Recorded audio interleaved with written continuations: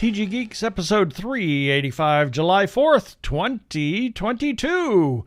Life is too short to be anyone else. Be your authentic self every day.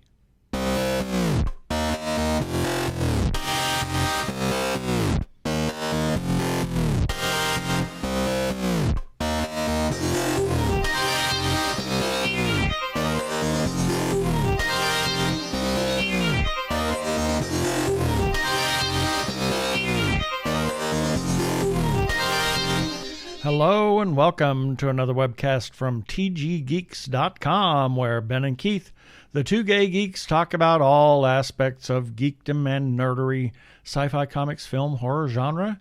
You name it, we talk about it. I'm Keith Lynn. We're coming to you from TG Squared Studios in lovely Phoenix, Arizona, where it's still a little monsoony.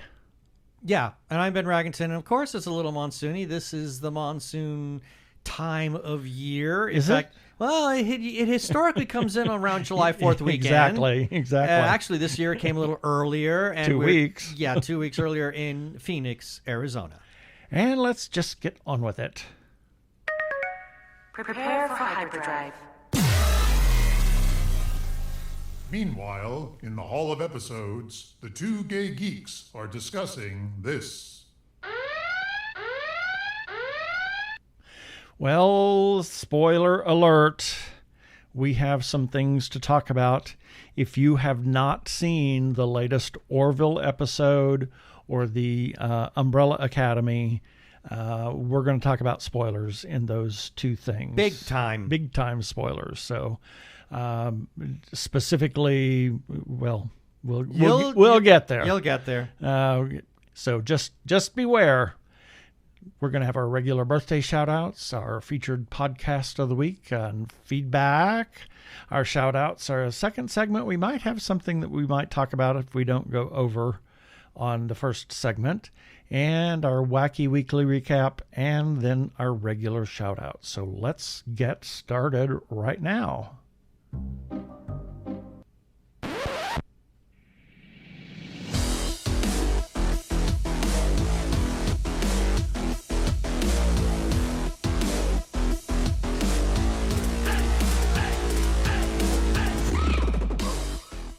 Okay, that was interesting. It was. It was very interesting. Once again, a spoiler alert. Red alert. You're channeling your inner Will Wheaton. Exactly. We are going to talk about the two different current episodes of TV programs, because it's a very important topic. And I want to say right up front, forgive us if we say something wrong. We are still learning about the transgender life and what goes into that, and the language and all of those things. Especially the language, knowing what to say and how to appropriately how to say it. things. Because please forgive us up front. We don't mean to offend at all. So. I'm terrified that I'm going to step over a tripwire and totally by accident. Yeah, we don't need any hate mail. If we do happen to say something that's incorrect, please, you feel free to email us on the website or wherever you find us. Educate us. But please be nice about it. Don't, we're not trying to be offensive. We're not trying to be offensive. We're trying to be supportive. And we want to learn. We need to learn. We're trying to be uplifting here. So anyway, the most current episode of the Orville, you said it before.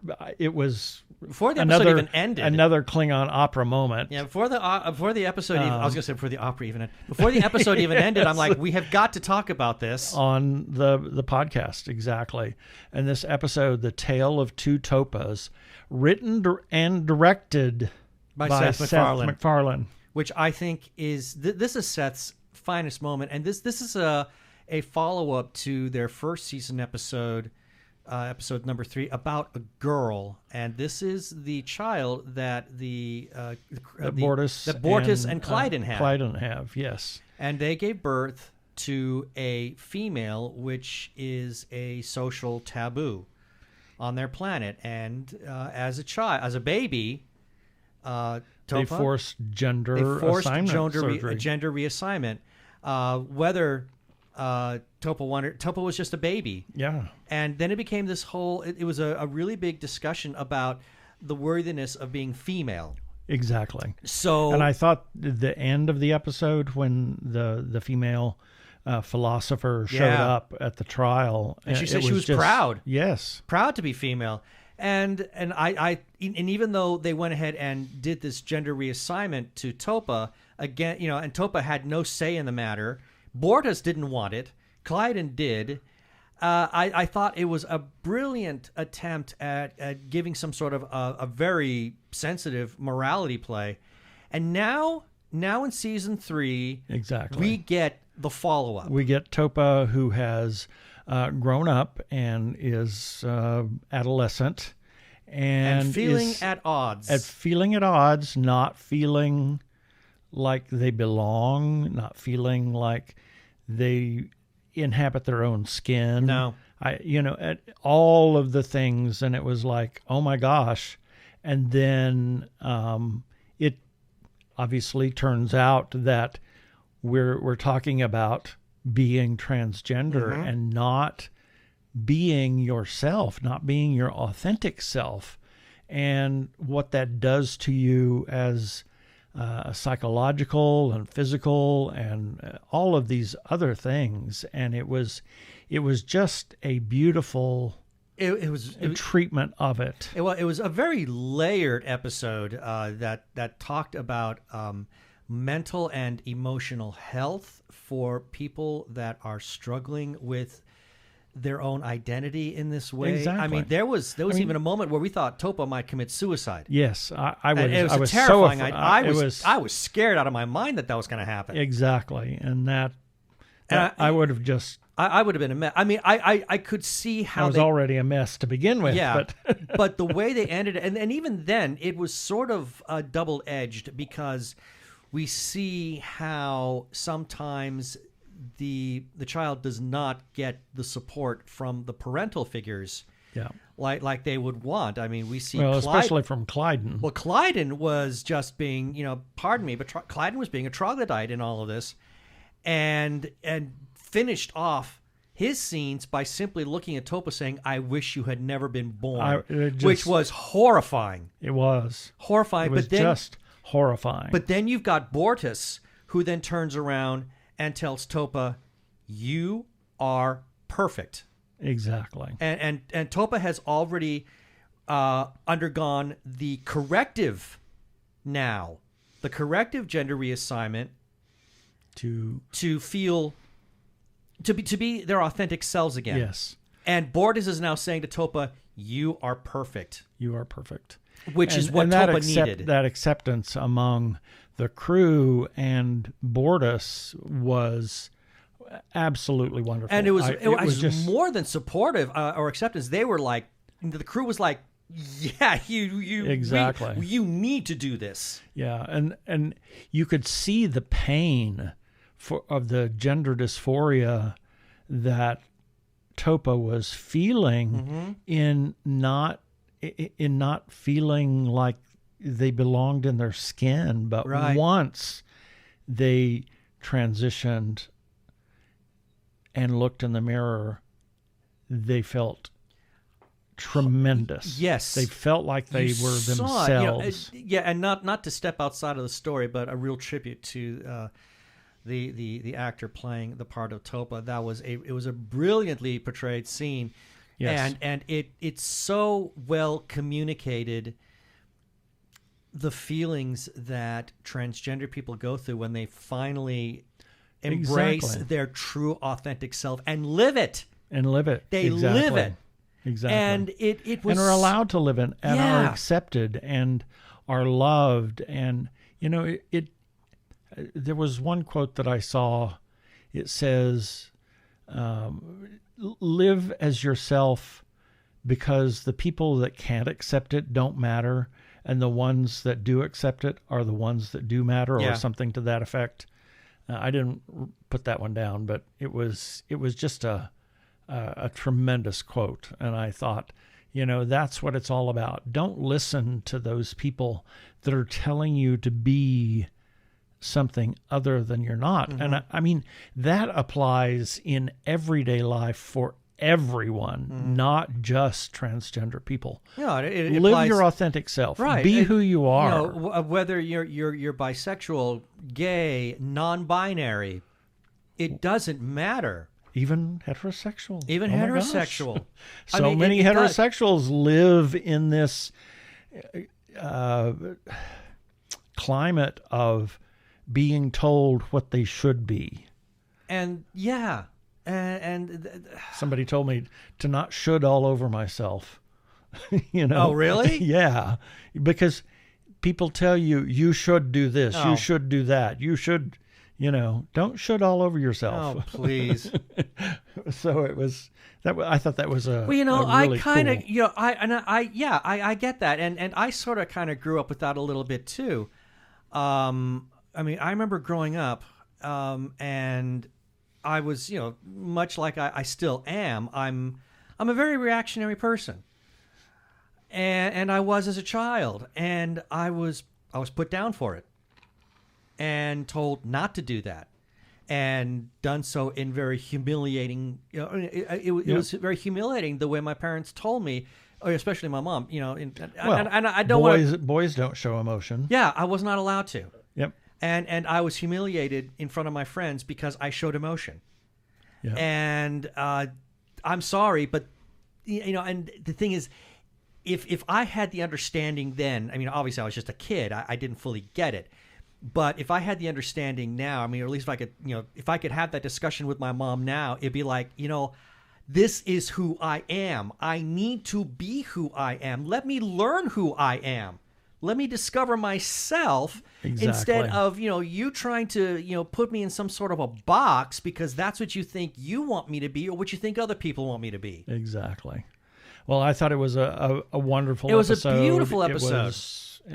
And please, let us know what you think about the episode. I thought it was probably the finest moment this series has ever had. It was more Star Trek than it has ever been. Yeah. And I just really want to tip my hat to Seth MacFarlane for having the courage, especially in the very negative and hostile climate that is just boiling all over the country today. Exactly. Against transgenders, to have Seth come up and champion them. Exactly. I thought was so beautiful, so touching that, well, let's just say he's not the only one. Exactly. There is another series where this same thing kind of happened. We're talking about, I just want to say one thing. I saw a comment on that episode that was kind of a backhanded compliment. Oh, really? Yeah. It was like, went on and on. It was a great episode and blah, blah, blah. But why did they have to bring the social commentary into it and blah, blah, blah? While I don't necessarily agree with it, I accept it and blah, blah, blah. It's like, why did you even comment if you're going to give a backhanded compliment? That's not even a proper compliment. It says, I know. That's like saying, well, what they're saying is, why are you woke? Exactly. That's what they're saying. Why are you woke? And I take umbrage to that. And this, not to derail, but this reminds me of something that Larry Nemeczek has said when he does his Trek Talk, his daily video, not daily, but his weekly video Star Trek shows. I got to listen in on the last one he did, and he closes off his shows with "Stay woke." Yep. And I liked that. So then we, because Elliot Page has transitioned and is a fine-looking man.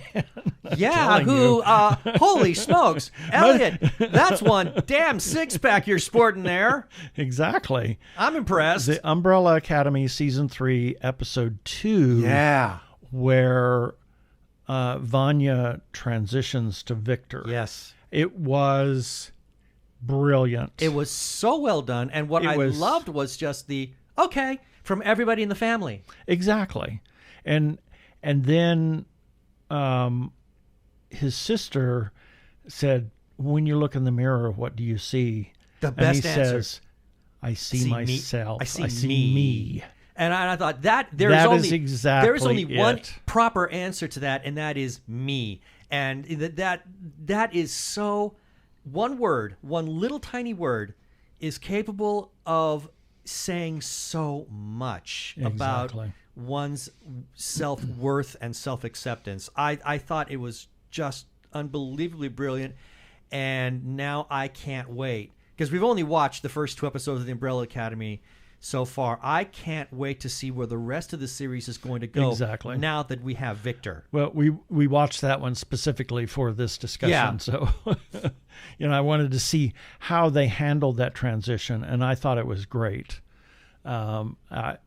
Tastefully done, and Yes. Victor is a very good-looking guy. Yep. And Elliot Page is a very handsome-looking person. Yes, exactly.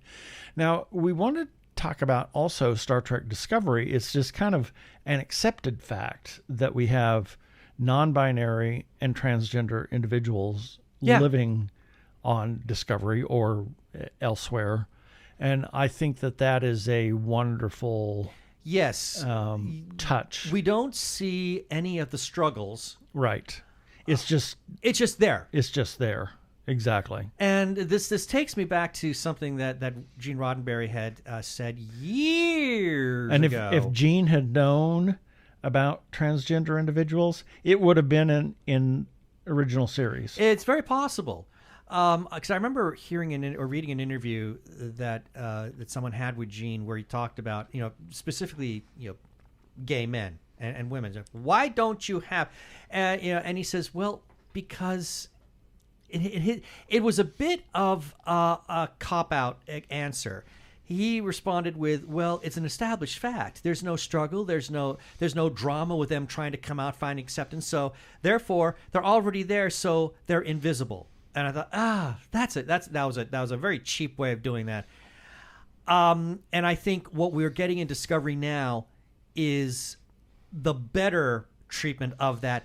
And and the fact that they are fully accepted being who they are, but none of this, but they're invisible kind of thing. Yeah. We're not dealing with the invisibility factor, because again, I think that was a cop out on Gene's part. They're very visible here. But again, there is none of the struggle. There is none of there's no conversation about, is this right? Is this wrong? Right. And there shouldn't be. Well, you also have to realize original series, even that they didn't want to go outside to make the censors say, Oh, well, although they did do the first interracial kiss, but civil rights was very prevalent at that time. It was. And it was becoming a thing. And gay people really didn't exist. no, not the way that we do today. We you know what I mean. Yeah. I mean, it was not socially acceptable at all. And as far as the interracial kiss, the only reason Gene was able to get away with that is because it was forced. It was Right. not an open attraction between two people. It was forced upon Kirk and Uhura by an outside force against their wishes. Well, so I believe it also predates Loving versus Virginia. So it does, but the main thing is that instead of showing it as a sign of attraction, they showed it as a violation. Right. That's the only way Gene was able to get that past the network. Right. Because you're right. If he and tried they to never show, would have gotten gay people past oh the network. heck no way. The NBC network, the censors would have said no way. They would have scrapped the episode in a heartbeat. They would have scrapped the series for something like that. Oh, they nearly did. So now I think that's another reason why Gene wanted to go into syndication with Next Gen, because that allowed him a little bit more freedom. He still had censors he had to deal with, but it gave him more topical freedom. He still didn't go as far as I think we would have liked for him to have gone, but be that as it may, it's just now there. Now we've got Discovery, and I love what they're doing, because at least with Discovery now, we can see we have a gay couple here. We have Non-binary. we have some non-binary. We have transgender, and they're all a family. Yeah. So and I think what they're doing now is, instead of addressing is a same-sex couple okay? Is a non-binary person okay? Is a transgender person okay? That's already just like fully accepted as okay. Now it's about family. Exactly. And that's been the point that I think Discovery has really excelled on, and I applaud them for that. Yeah. So I want to give just a couple of our own personal experiences. I had an experience with somebody that I grew up with, literally grew up with since second grade, Jeremy Reisenhuber, who sadly passed away a couple of years ago of cancer. I had known Jeremy since second grade all the way up through high school, and we reconnected during, 30th? It was your 30th high school reunion. High school reunion, and just, it was such a wonderful experience to see him. So happy. So happy, and, it was great. Jeremy was one of the coolest people I met when we went back for your 30th. Yeah. I thought Jeremy was awesome and so friendly. And what I thought was so touching is that, at least to my eyes, I saw, I only saw acceptance. Now, if there are any naysayers regarding Jeremy, they but they kept it to themselves. Exactly. There was never any ugliness. As far as public display goes, I saw only positive acceptance towards Jeremy. He was always very popular.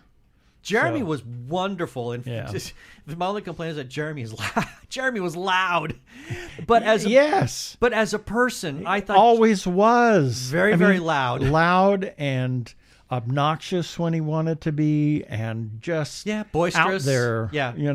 But Jeremy was so nice, and wow, I could not say enough things about Jeremy. I was very sad when he passed away. Yeah. And then we have some friends in the Valley who have a daughter that is moving into transition, and I think it's wonderful. I graduated high school this year, and it's wonderful to see that acceptance from the family, and it just wonderful. And then we have, I won't say a friend, an acquaintance that we met who did work on the sequels that was published by Fanbase Press, Hal, and just before transition we interviewed, and then since then it's just been I've seen him come out of their shell, and he's just it's amazing that the transition, and to see people accept themselves and be themselves and to be their authentic selves. So it's wonderful. We have some other friends. I mean, we have several friends in Southern California. One that their daughter has transitioned, and we were at their home here. Oh gosh, last year? It was last year. We were there, and we had drinks out on the patio and everything, and I just made some mention because we hadn't talked about it, and I hadn't exchanged any messages with them, but I said I wanted to thank you for accepting your daughter. And I remember what both Mike and Della said, and that is, they're a child. Of course we're going to accept them. Exactly. And I thought, and I thought to myself, there is no other. That is the perfect answer. That is the That's the answer. only answer. Exactly. And then another friend that whose daughter was right at the very first stages of transitioning, and we had the pleasure of having lunch with her on her first public venture out in public, and it was wonderful to just allow them to be who they are. It truly was. And I'll just wrap this kind of up with two things. One is we always run the spot for the Trans Lifeline. It is not just a lifeline for those considering suicide. But as I say in the promo, they are transgender themselves. Yes. They can answer your questions. They are there to support you.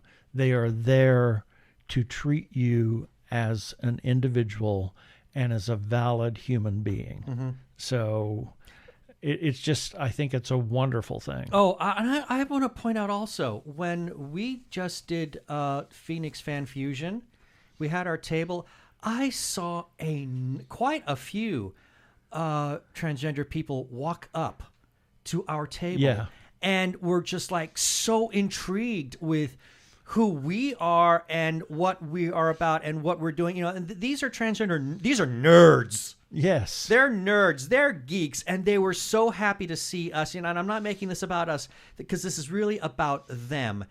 And to see how much they were enjoying themselves, how much they were enjoying life, it just made me so happy to see all of that. Yep.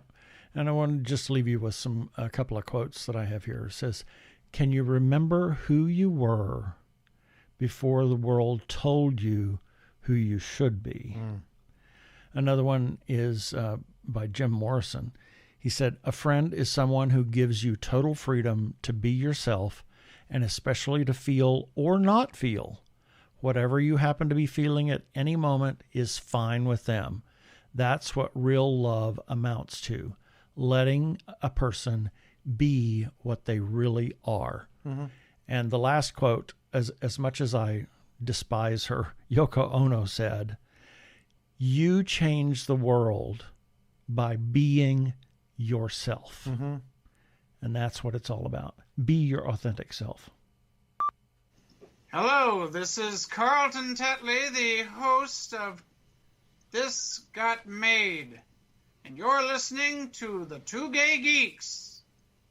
Am I getting paid for this?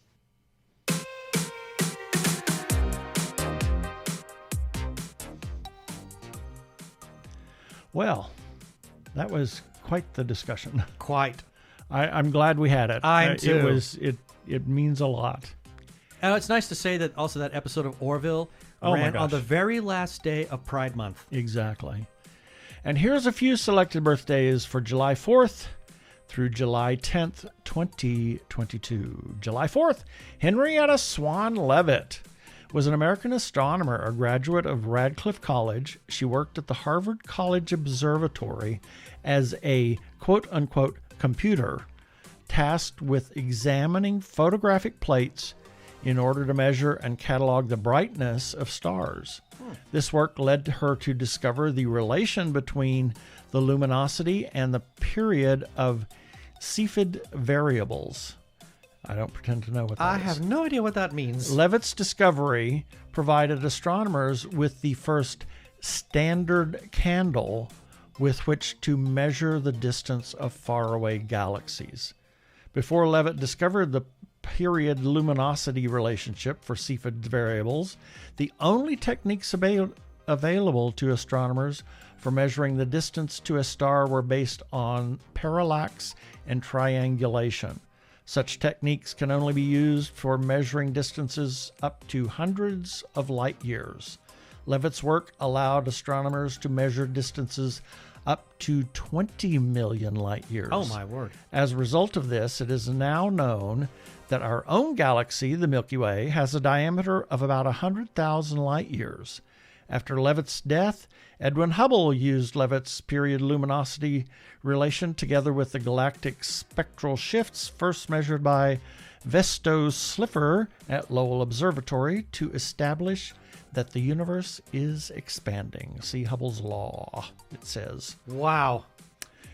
Got this one on here. This one is a weird one. Father Yud. It was just like, it just bounced off the page at me, and I thought, what the heck? So I looked him up, and it was fascinating. He was an American owner of one of the country's first health food restaurants on the Sunset Strip in Los Angeles. He founded a spiritual commune in the Hollywood Hills mansion in Los Feliz known as the Source family. The Source family was heavily influenced by the teachings of Yogi Bhajan and the astrological Age of Aquarius.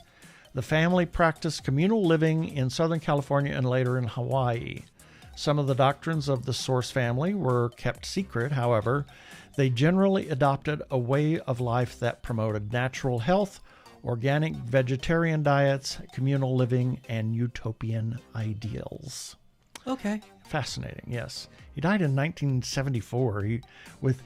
He in a hang gliding accident. Oh, dear Lord. Did not have any preparation or training in hang gliding and jumped off of a mountain off Oahu and crashed. Oh, my God. So, oh well. Oh, well. And then we have a friend of mine, Tierney Styrwalt, and Joanne Cohen. Happy birthday. July 5th, Jean Cocteau was a French poet, playwright, novelist, designer, filmmaker, visual artist, and critic. He was one of the foremost creatives of the Surrealist, avant-garde, and Dadaist movements, and one of the most influential figures in early 20th century art as a whole. The National Observer suggested that of the artistic generation whose daring gave birth to 20th century art, Cocteau came closest to being a Renaissance man. And made what is probably one of my mom's favorite movies. His telling of Beauty and the Beast, all in French, is stunning. Yep. Then we have Ronald D. Moore, producer, writer, Battlestar Galactica, Star Trek, and several iterations. And For All Mankind, which I didn't even know existed.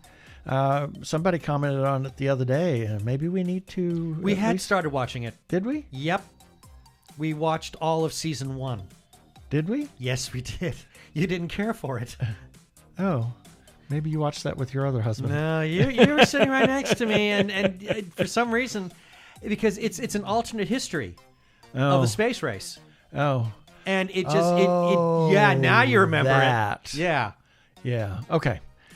He also developed a pilot for Dragon Riders of Pern. Oh my God, the thing that will never die. And Warner Brothers nixed it. Oh well. July 6th, the Dalai Lama, Tenzin Gyatso, the 14th Dalai Lama, is 86. Oh, wow. Burt Ward, actor, boy wonder, Robin. He and his wife created a charity that rescues Great Danes called Gentle Giants. Yes, my mom actually got the only 2 Great Danes that our family ever owned. We got through that organization, and we got to see Burt Ward at what was Phoenix Comic-Con at the time, and he is still just as excitable and boisterous and peppy as he was back in the days of Batman. Happy Peppy Perky. Yeah. Oh, wow. Very good. Jennifer Saunders, actress. Adore her. Ab Fab. She is, well, yeah, she's wonderful. And with Dawn French as French and Saunders. Oh, yeah. Craziness. Oh, she's hilarious. Frida Kahlo. Oh, I love her too. Was a Mexican painter known for her many portraits, self-portraits, and works inspired by the nature and artifacts of Mexico. Inspired by the country's popular culture, she employed a naive folk art style to explore questions of identity, post-colonialism, gender, class, and race in Mexican society. So there we are. Friend of ours, Trent Zombie Slayer, and I believe this is the young man that his mother had to bring him to the Horrible Imaginings Film Festival because he was not old enough to buy tickets himself. I think you're right. So yeah, I think so. And so he forced horror on his mother. I love it. And then Bill Hensley, one of my closest friends guy. ever, friends since 5th grade, and just an amazing person all around. Remarkably intelligent. Yes. July 7th, Robert A. Heinlein, author. There were 3, and the counting shall be 3 of the Holy Trinity. Yeah, I was going to say, he's one of the Holy Trinity of sci-fi writers. Yep. David McCullough, author, wonderful historian, and brilliant writer. Oh, my gosh. His John Adams It's amazing. biography Just amazing. was 742 pages, and it was the fastest-selling nonfiction book in history at that point. And you learn so much about my God. John Adams himself and everything so much around about him. so much about the founding of the country, and that these people knew they were making history, and it was just amazing. If you really want to learn about, that's a great book to start with if you want to learn about the founding of the country. Exactly. Akiva Goldsman, producer, writer, director, Star Trek in various incarnations. I have really come to respect him for his ability to let his and others' fandom and fanboyness, shall we say, inspire what he does, but not at the expense of the episodes or the writing or the canon. He'll flirt with the canon. He'll flirt with the canon. But he'll never But there's outright, a reason. But there's a reason for it. There's always something substantive behind it, so that when you finish watching it, you're kind of like, okay, I can accept that. Yeah, okay, well, Yep. move along. We saw, a interview with him and Will Wheaton on the Ready Room. It's just an interesting individual. He's a fascinating man. Yes. John Pertwee, actor, the third Doctor. My favorite. Yep. My favorite Doctor. Giancarlo Menotti, composer, a partner of Samuel Barber in his early years, wrote Amal and the Night Visitors, which yes. I adore. I think it's a fascinating work. We've got to get an updated version of that. I'm surprised no one has done that. I wish Arizona Opera would do it sometime. Yeah. You mentioned, just for the Christmas season. You mentioned it to our illustrious boss at Arizona Opera. Yep. And we'll see. Who knows? And also on July 7th, Timothy Wilkie, a friend of ours. July 8th, Kevin Bacon, the actor. man who is 6 degrees away from everybody. Exactly. And Wolfgang Puck, celebrity chef. Who has a potty mouth. Oh my gosh, yes. On the radio even. Yeah. Man, you and I were in hysterics listening to it. I was screaming. I just couldn't get any work done. I was laughing too hard when I was listening to it. Yeah, he was great. And you can't say those words. We're live on radio. And he said it immediately. He did it again. And Beth says, you did it again. Yeah, Beth was just completely beside herself. Stop it. He was a master of taking the ordinary and spicing it up. Maybe you might say he's the father of deconstruction, although I absolutely detest that word. term. I hate that word. I think that it's a reimagining or a let's fiddle with it a little bit, kind of like the way I do with my hollandaise, right. And I use lime juice instead of lemon juice. So it's just... and when you go to his restaurants, he is I guess he encourages the head chefs of each of his restaurants to do the same thing, because when we ate at our very first Wolfgang Puck at Disney World, Hokey smokes, Bullwinkle, I had the best lasagna of my life there. Yep. It was phenomenal. And the chef came out and told me what he did. Yeah, so, which I thought was great. It was great. And then we have Marty Whathump Feldman, actor. The man with the eyes. Yes. Young Frankenstein. And then friend of mine, Jane Carney, and friend of ours, Trampus Whiteman. Happy birthday. Happy birthday. July 9th, Jimmy Smits, actor, NYPD Blue, West Wing, Star Wars as Bail Organa. Just a great actor. Becomes president in the West Wing. Yep. Tom Hanks, actor and producer, who seems to be everywhere, has had a long career. He's a member of the International Thespian Society. Whoa! Sorry. Those lesbians, your you know? Freudian slip is showing. Yeah. And I always have to put Barbara Cartland on here. Romance novelist and socialite. Larger-than-life persona when she went out. Is all pink and foofy. Okay. Incredible woman. July 10th, Karl Orff was a German composer and music educator, best known for his cantata Carmina Burana. The concepts of his schoolwork were influential for children's music education, and the music is elemental, and it combines movement, singing, playing, and improvisation. So that was his curriculum for music education for children. Wyatt Russell, actor, son of Goldie Hawn and Kurt Russell, played John Walker / Captain America in Falcon and the Winter Soldier. Ah, yes. I thought he did a great job. He was very good in that, and we're going to get more of him. I hated that character. Oh, the character was terrible, but you're supposed to hate the character. Exactly, but he did a great job at it. And we'll be getting more of him sometime down the road. Yep. And then Nikola Tesla was a Serbian-American inventor, electrical engineer, chemical engineer, and futurist, best known for his contributions to the design of the modern alternating current electricity supply system. And then we have Arlo Guthrie, folk singer. Alice's Restaurant Thanksgiving Day Massacre. Kill, kill, kill. They're jumping up and down, screaming, kill. Yes. Mother rapers, father rapers sitting right there on the bench with me. The Group W bench. Oh, you have to listen to Alice's Restaurant, the live version. Oh, my God. It is so funny. It's a tradition. And we round this birthday segment out with a friend of ours, Alan Malpass, and Jennifer Dawn. Happy birthday. And that's it for the birthdays this time.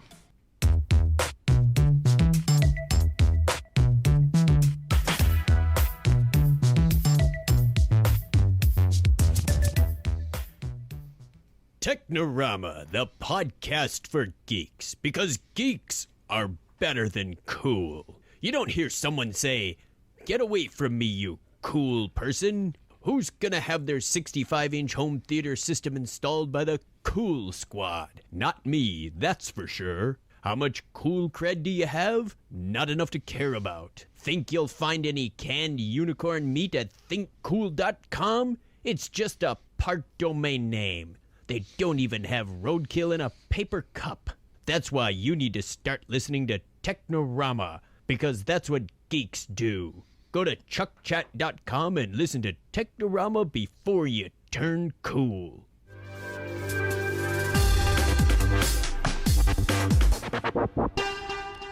Go give a listen to our friends Chuck and Craig over at Technorama Podcast. I'm Daniel Radcliffe, and I believe that reaching out for help is the bravest thing a person can do. If you are struggling and need support, call the Trevor Lifeline at 1-866-488-7386. It's free and confidential, and trained counselors are there to listen 24/7 without judgment. To learn more about the Trevor Project's life-saving work for lesbian, gay, bisexual, transgender, or questioning young people, go to thetrevorproject.org.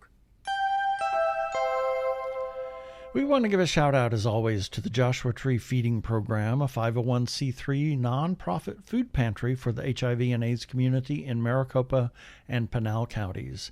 Joshua Tree offers a place where clients can select from a wide assortment of nutritional foods to take home, and they set it up just like a store so clients can pick and choose what food they prefer, so it empowers them and no food is wasted. They also have a second distribution for those in the gender nonconforming community that may be experiencing food insecurity regardless of HIV status. They're an all-volunteer organization, and they could certainly use your help. Please go to JTFP to see about giving a single gift or a monthly recurring gift.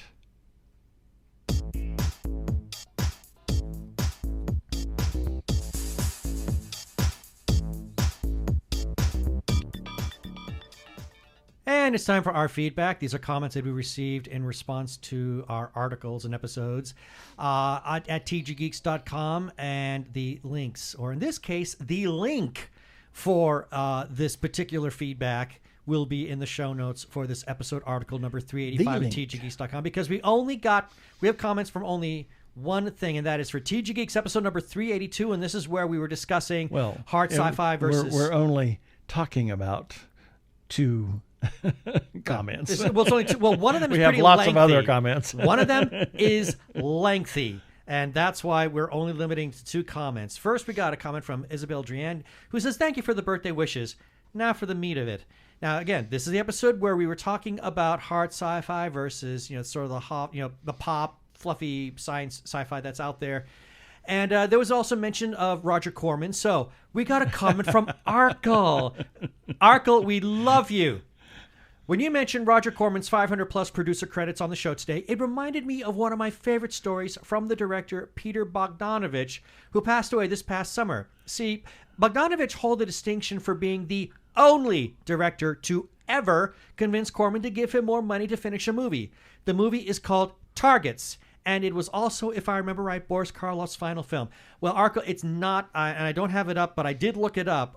Targets, Karloff did that some years before his final film. But you're right, it is one of his, close to his final films.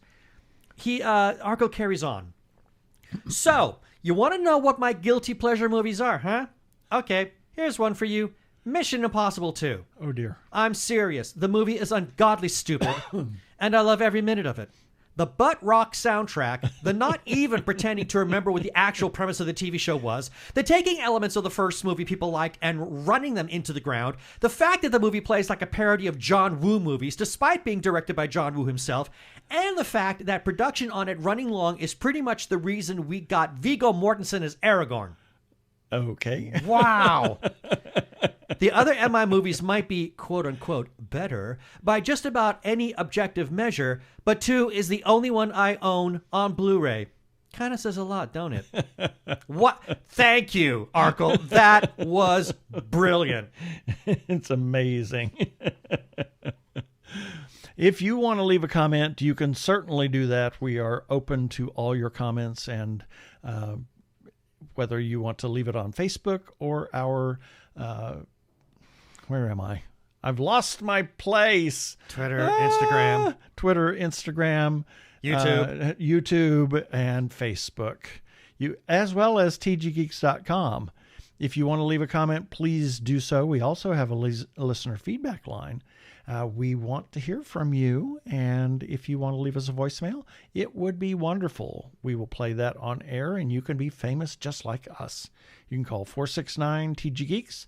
That is 469-844-3357. Don't let that scare you away to be famous just like us. I swear to God, I thought you were going to say, instead of saying listener feedback, I thought you were going to say our leisurely feedback. Leisurely feedback, Which would be yes. great. Yes, cool. And as always, please play nice.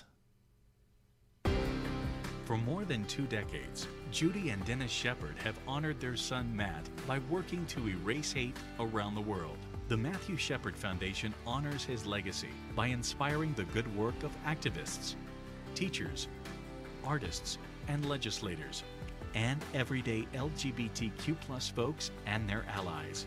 Join us today in helping to erase hate. Visit MatthewShepard.org. Thank you to Comcast NBC Universal for that promo. Well, as everybody knows, we are huge supporters of independent creators, whether it's filmmakers, comic book artists, writers, or others. We want you to visit all the places that you can find that, whether it's Twitter, Instagram, Pinterest, Facebook, their pages, their web pages, their wherever they are, and at cons, since we're doing that again, at least for a while. Yeah. Go by, visit them, chat them up on their Facebook pages, tell other people about their stuff, and above all, please buy their stuff. Please consider supporting independent creators.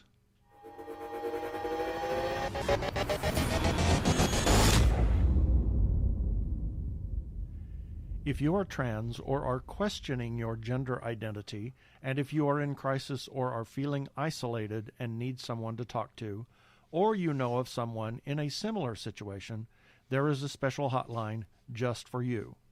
The hotline is provided by translifeline.org and staffed by trained counselors who are transgender themselves. The hotline in the U.S. is 877-565-8860. In Canada, it is 877-330-6366. Or you can go to translifeline.org to learn about the important work they are doing. Please reach out for help. you are not alone.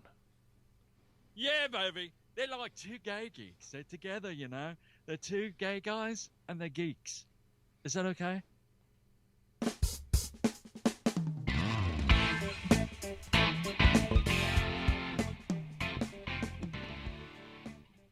I just want to say something about Star Trek Strange New Worlds. Oh, yeah. Pompadour Pike. Pompadour Pike. The higher the hair...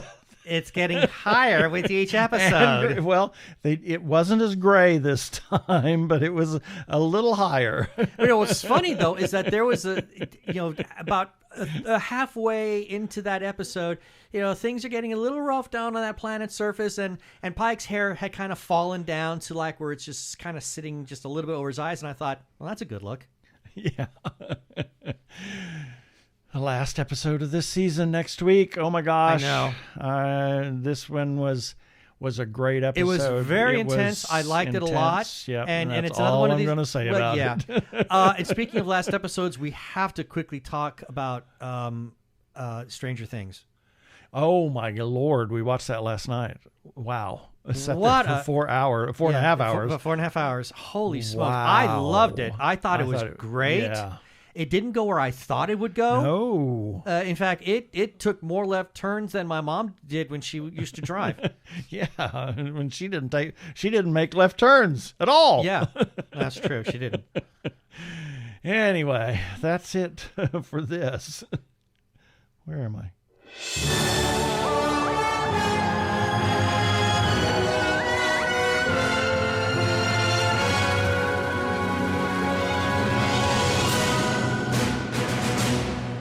And it's time for our weekly review. These are items that we ran on our website at tggeeks.com this past week, and the links for each of these will be in the show notes for this episode article number 385 that you can find at tggeeks.com, which will also be available on all the social media platforms, Instagram, Twitter, and Facebook. Starting with Sunday, June 26th, Nerdy Chupacabras number 106. On Monday the 27th, TG Geeks episode number 384. On Tuesday the 28th, Ben's Gay Book Breakdown. Secret Service is a romantic and high-octane thriller. That is the latest book to come from Tal Bauer, and I loved it. On Wednesday the 29th, Andrea's Angle, Mr. Malcolm's List, delightfully witty. On Thursday the 30th, Andrea's Angle, Minions, The Rise of Gru hits all the right notes. On Friday, July 1st, Hamish Downey's playlist for July 2022. And on Saturday the 2nd, Ron Howard's 13 Lives trailer released.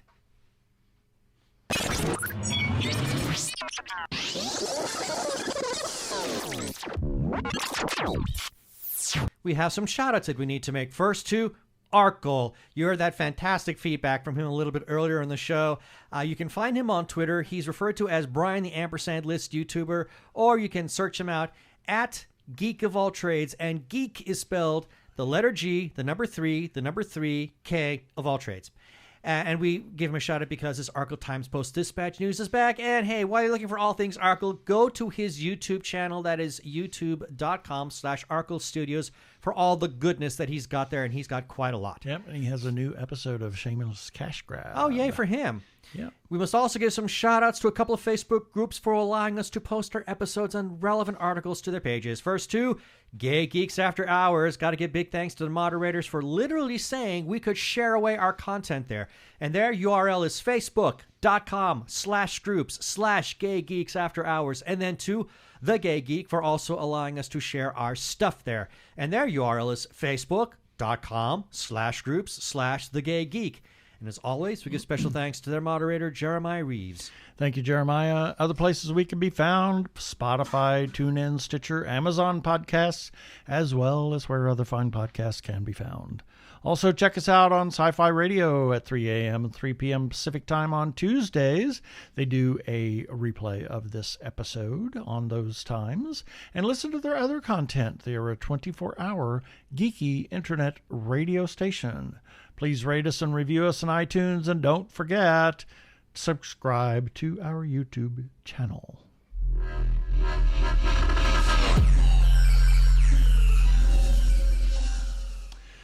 And that should do it for this episode of TG Geeks Webcast. Be sure to check out the article for this webcast episode. We have several links on the page of things we talked about. And remember, you can comment on our Facebook page or our website, tggeeks.com. Or you can leave us a voicemail at 469-TG-GEEKS. That is 469-844-3357 from TG Squared Studios. I am Keith Lane. Thanks for listening. Please be kind to yourself and those around you. Stay safe. Wear a mask. Get vaccinated. Be yourself. Peace. Cheers.